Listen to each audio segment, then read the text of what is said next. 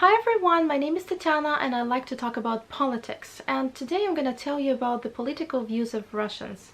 In this video I will not give you any statistical data because I don't trust Russian statistics.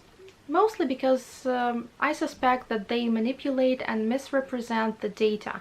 So in this video I will share my observations based on years of watching interviews with ordinary Russians from different parts of their country. According to their political views, Russians can be divided into three major groups. None of these groups constitutes the majority, so these are three large minority groups.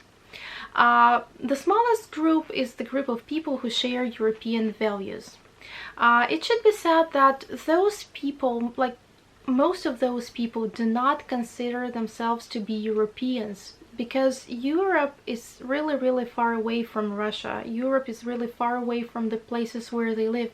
They have never been to Europe, but somehow they share European values and they want Russia to be a civilized country. They want Russia to be a democratic country.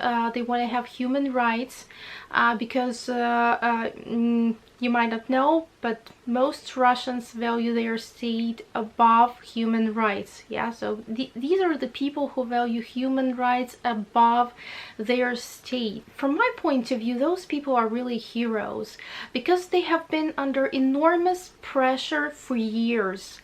So those people have been threatened by the state. They have been criticized and frequently bullied by the society, so they have been perceived as enemies of the state. The second largest group is the group of people who say that they don't care about politics. They don't want to care about politics. So these are the people, obviously they are the witnesses of this bullying. Yeah, so they actually, when you analyze what they are saying in different interviews, they act as witnesses of bullying. So they don't want to know anything about politics because they are afraid that they might be bullied for what they say. So they don't say anything at all.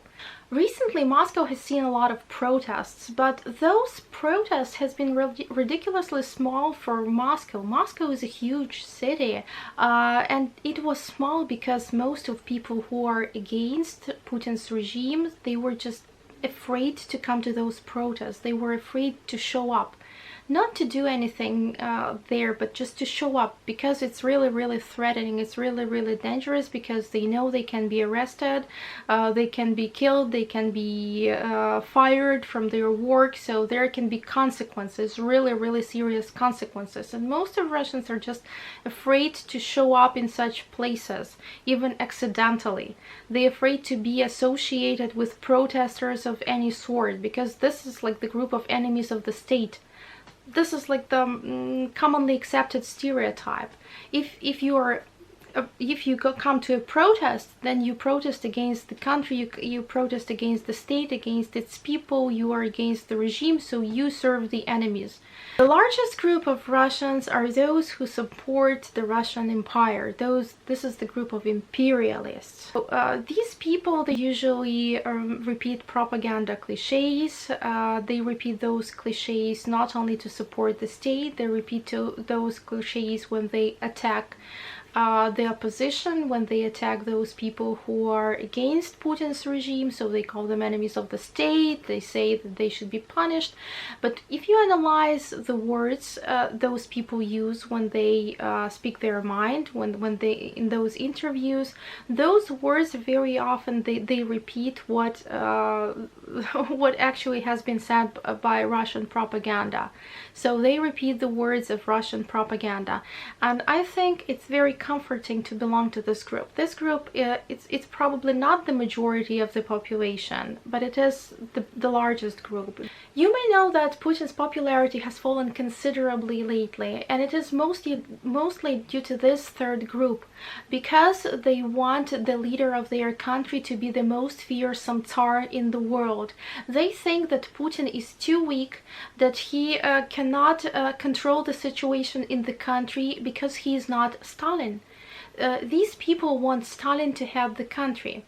And I know that a lot of experts say that Russia may see a coup in the nearest future.